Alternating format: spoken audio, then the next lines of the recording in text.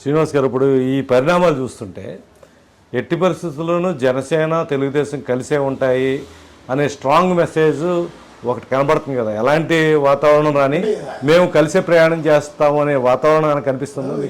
ఈరోజు పరిస్థితులు ఏంటంటే అనేక సందర్భాల్లో ప్రతిసారి కూడా అవసరం ఉన్నా అవసరం లేకపోయినా పవన్ కళ్యాణ్ నోటుంటా ఇంకో 15 ఏళ్ళు చంద్రబాబు నాయుడు గారు పాలన ఉండాలి అంటాడు.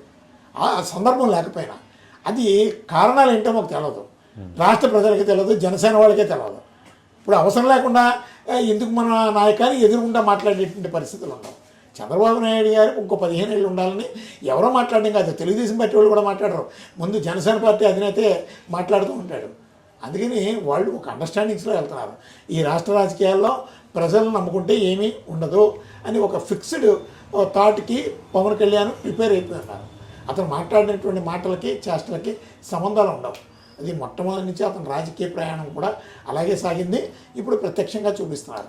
అంటే గతంలో కూడా చిరంజీవి మీద కొంచెం దురుసుగా మాట్లాడిన సందర్భాలు బాలకృష్ణ నోటి నుంచి విన్నా ఉందాం కూడా. వివిధ రకాల కామెంట్స్ చేశారు.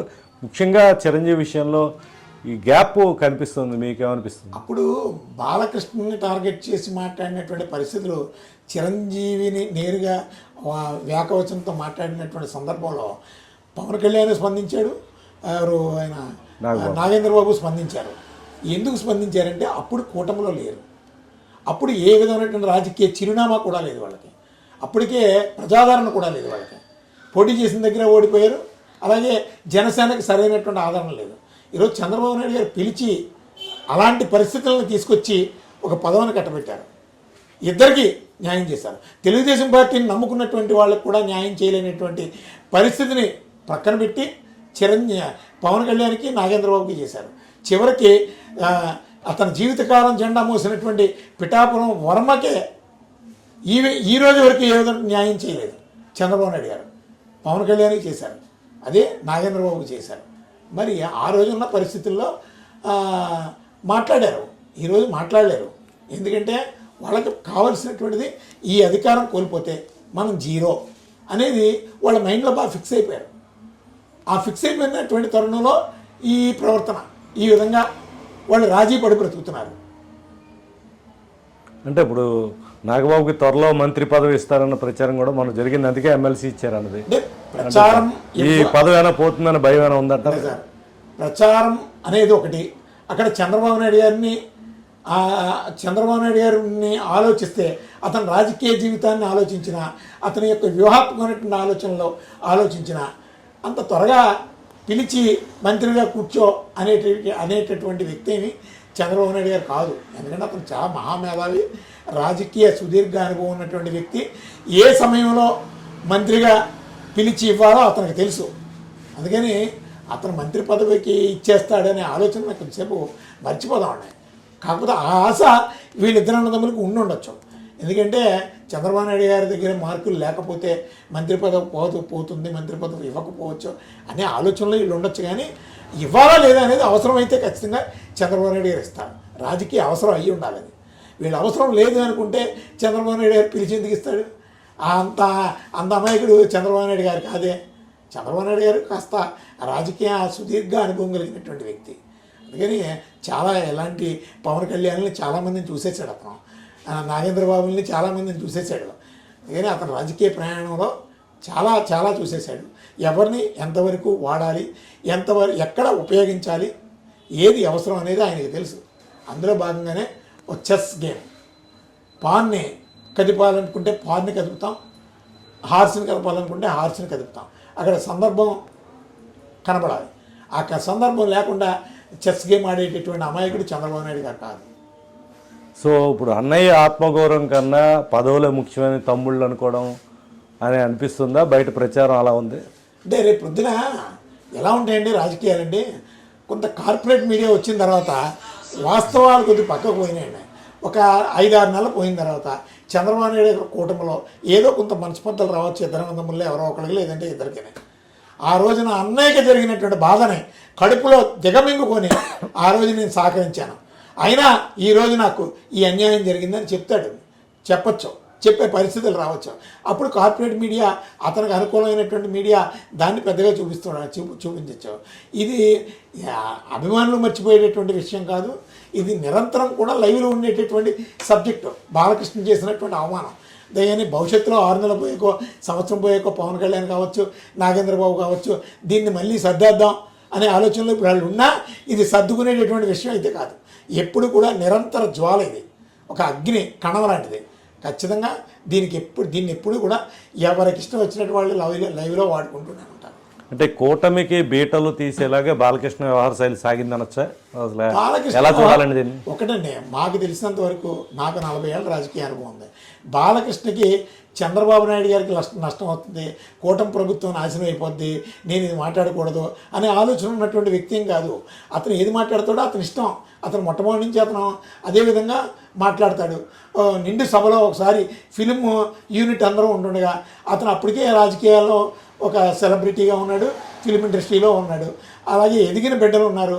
అతనికి అల్లుళ్ళు వచ్చినటువంటి ఒక కుటుంబం, ఒక బాధ్యత కలిగినటువంటి కుటుంబం ఉన్నటువంటి హోదాలో తోటి మహిళలు ఉండగా ఆడపిల్ల కనబడితే ముద్దైనా పెట్టాలి, కడుపైనా చేయాలన్నాడు. అతనికి తెలియకన్నాడా తెలిసన్నాడా ఏదో ఒకటి అనేస్తాడు. అంతేగాని అసెంబ్లీలో కూడా అతనికి వ్యూహం ఉన్నా లేకపోయినా అతను చిరంజీవిని టార్గెట్ చేయాలనుకున్నాడు, మాట్లాడేశాడు అంతే. అంటే అది ఒక ఐడియల్గానే చిరంజీవిని టార్గెట్ చేయాలి. ఇప్పుడు చిరంజీవితో పాటు మహేష్ బాబు గారు వెళ్ళారు, అలాగే ఎవరు ప్రభాస్ వెళ్ళారు, అలాగే రాజమౌళి గారు వెళ్ళారు. వాళ్ళని ఎవరిని అనలేదే. ఇంటెన్షన్గా చిరంజీవిని టార్గెట్ పెట్టే మాట్లాడాడు. ఇప్పుడు వాళ్ళు కూడా ఈరోజు స్టార్ హీరోలే. అలాగే రాజమౌళి గారు కూడా చిన్న వ్యక్తి కాదు, యూనివర్సల్ డైరెక్టర్ అయినా వాళ్ళని ఎందుకు టచ్ చేయలేదు? ఇదంతా ఒక ఐడియల్గానే. ఇప్పుడు ఆయనకు ఒక ఆలోచన ఉండొచ్చు, ఎందుకంటే అప్పుడప్పుడు ఆయన అలాగే మాట్లాడతాడు. మా బ్రీడే వేరు, మా మా బ్రీడు ఎవరికి రాదు అని అంటాడు. అతను అలా మాట్లాడుకుంటుంటాడు. అలాగే మేము మాట్లాడినా చట్టసభలో, అసెంబ్లీలో నేనేం మాట్లాడినా పవన్ కళ్యాణ్ స్థాయి అదే అని ఒక్కసారి అతను అందరికీ చెప్పాలనుకున్నాడు, చెప్పాడు. అతను అనుకున్నది జరిగింది. అదేవిధంగా చిరంజీవిని టార్గెట్ చేస్తూ అవమానించాలనుకున్నాడు, అవమానించాడు. ఈరోజు చిరంజీవి గారు అమెరికా నుంచి స్పందించకపోతే ఇక్కడ అన్నదమ్ములు ఇద్దరూ మౌనంగా ఉన్నందుకు అతను పరువు ఈరోజు బజారుకున్నాం. అతను స్పందించాడు కాబట్టి కొంతమంది అభిమానులు స్పందించారు. కొన్ని మాలాంటి రాజకీయ పార్టీలు స్పందించినాయి. చాలా మంది నిరసనలు కూడా ఈరోజు చిరంజీవి పరువు చిరంజీవి కాపాడుకున్నాడండి. ఆ విషయంలో చిరంజీవి చాలా గొప్ప వ్యక్తి, తెలివైనటువంటి వ్యక్తి. అంటే పద్మవిభూషణ్ అవార్డు కూడా వచ్చింది ఇటీవల ఆయనకి. ఎప్పుడు కూడా కాంట్రవర్షియల్గా ప్రజారాజ్యం ఉన్నప్పుడు కూడా సున్నితంగా ఉండే వ్యక్తి కాబట్టి రాజకీయాలకు దూరం అయ్యాడు. ఇవన్నీ చూసుకుంటే చిరంజీవిలో క్వాలిటీస్ విషయంలో కానీ సినీ పరిశ్రమకి ఏ కష్టం వచ్చినా దాసనారాయణరావు తర్వాత చిరంజీవి దగ్గరికి పరిగెత్తుకుని వెళ్ళే పరిస్థితి. ఇవన్నీ చూసినప్పుడు ఆయనకున్న హోదాని, ఆయనకున్న చరిష్మాని తగ్గించడానికి కుట్ర జరుగుతుందా, లేకపోతే భవిష్యత్తులో ఆయన రాజకీయాల్లోకి వస్తాడని భయం వీళ్ళకి ఏంటి? ఇప్పుడు పవన్ కళ్యాణ్ కూటమిలో మింగిల్ అయిన తర్వాత చిరంజీవి ఒక ఇంటర్వ్యూలో ఒక మాట అన్నారండి, మీకు గుర్తుందో లేదో, రాజకీయాలకి నేను సెట్ గాను, తనే సెట్ అవుతాడు అన్నాడు. అంటే ఏ ఉద్దేశంతో అన్నాడు? నా తమ్ముడు ఎవరిని ఎక్కడ ఉంచాలో, ఎవరిని ఎలా వాడాలో, తగ్గే దగ్గర తగ్గడం, పెరిగే దగ్గర పెరగడం, ఎవరినైనా ఈజీగా వదిలేసుకునే మనస్తత్వం నా తమ్ముడికి ఉంది అనే భావజాలం అయినా ఉండొచ్చు. నాకు అది కాదు, నాకు అది రాదు, నా వ్యక్తిత్వం రాజకీయాలకి సెట్ కాదు అని ఆయన బాహటంగానే చెప్పాడు ఒక ఇంటర్వ్యూలో. అందుకని ఈ పొల్యూటెడ్ పాలిటిక్స్కి నేను సూటబుల్ కాదని కూడా చెప్పాడు. ఈ పొల్యూటెడ్ పాలిటిక్స్కి పవన్ కళ్యాణే కరెక్ట్ అని కూడా చెప్పాడు ఆయన. ఆ మధ్యన కూడా కామెంట్ చేసి ప్రజారాజ్యమే జనసేనగా అవతరించిందని కూడా మాట్లాడారు. ఆ తర్వాత కూడా ఆయన నేరుగా పవన్ కళ్యాణ్ కంటూ ఒక ప్రజాదరణ కాదు, అది ప్రజారాజ్యం పార్టీయే, చిరంజీవిని చూసే, ప్రజారాజ్యాన్ని చూసే ఈరోజు పవన్ కళ్యాణ్కి ఈ హోదా, ఈ రాజకీయ విజయాలు అని ఆయన డైరెక్ట్గానే చెప్పాడు. జనసేనకి సొంత పార్టీ, సొంత బలం ఏమీ లేదు, నా బలమే, ప్రజారాజ్యం పార్టీ బలమే అని ఆయన ఎప్పుడో చెప్పాడు.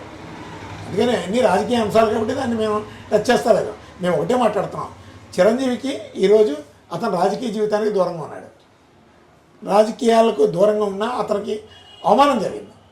కానీ ఇక్కడ చిన్న విషయం ఏంటంటే ఆ రోజు జరిగినటువంటి విషయం ఆ, ఆ, జగన్ గారు మమ్మల్ని చాలా గౌరవించారని చిరంజీవి ఒక్కడే స్పందిస్తున్నారు. ఆ రోజు వెళ్ళినటువంటి బృందం అంతా స్పందిస్తే బాగుంది. మరి ఆ రోజు వెళ్ళినటువంటి బృందం ఒక ప్లాట్ఫామ్ క్రియేట్ చేసుకొని ఆ ప్లాట్ఫామ్ ద్వారా ఆ రోజు జరిగినటువంటి వాస్తవాలు చెబితే కాస్త బాగుంటుంది. ఎందుకంటే పవన్ కళ్యాణ్ నా అన్నను అవమానించారంటాడు ఇప్పుడు ఒకసారి, చిరంజీవి ఏమో అదంతా అబద్ధం అంటాడు. ఇదంతా చెప్పాలంటే ఆ థర్డ్ పర్సన్స్ వాళ్ళు చెప్పాలి. వాళ్ళు చెప్తే కాస్త జనాలకు కూడా అర్థమవుతుందండి.